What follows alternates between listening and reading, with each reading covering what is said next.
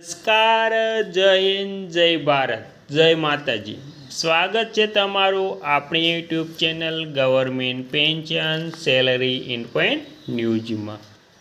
તો આજે આપણે વાત કરવાના છે કે ગુજરાત રાજ્યના તમામ વિધવા બહેનોનું તારીખ 1/8/2026થી પેન્શન કેમ બંધ થઈ જશે તેના વિશે, અને આ પેન્શન શરૂ રાખવા માટે વિધવા બહેનોએ કયું કામ પહેલાં કરવું પડશે, તો આવતા મહિનાથી પેન્શન જે રાબેતા મુજબ મળે છે તે મુજબ મળતું રહે તે માટે શું કરવું પડશે, તેની સંપૂર્ણ પ્રક્રિયા શું છે, તેના માટે કયા કયા ડોક્યુમેન્ટ જોઈશે, તેમને ઓનલાઈન ઓફલાઈન કેવી રીતે તેમને અરજી કરવી, અથવા તો ઘરે બેઠા પોસ્ટમેન દ્વારા કેવી રીતે તમે તમારું પેન્શન શરૂ રાખી શકો છો, તેની સંપૂર્ણ વાત આજે આપણે કરવાના છીએ।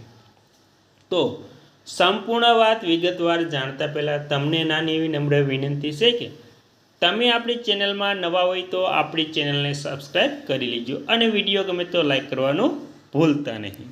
તો વિગતવાર વાત કરીએ તો ગુજરાતમાં ગંગા સ્વરૂપા આર્થિક સહાય યોજના વિધવા સહાય મેળવતી બહેનોએ દર વર્ષે જીવિત હોવાની ખાતરી માટે રૂબરૂ જઈને અથવા તો નિયત કરેલી પ્રક્રિયા મુજબ ગુજરાત સરકાર મહેસૂલ વિભાગ અથવા તો મામલતદાર કચેરી ખાતે હયાતીની ખરાઈ એટલે કે વેરિફિકેશન કરાવવી ફરજિયાત છે।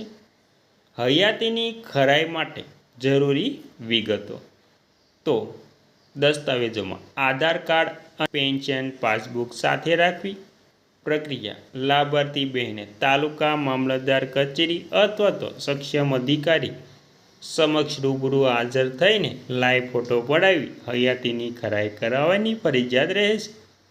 સમય મર્યાદા સામાન્ય રીતે આ પ્રક્રિયા માટે સરકારે નક્કી કરેલી તારીખ જેમ કે જુલાઈ માસ સુધીમાં ખરાઈ કરાવવી જરૂરી બને છે, જેથી સહાય ચાલુ રહી શકે।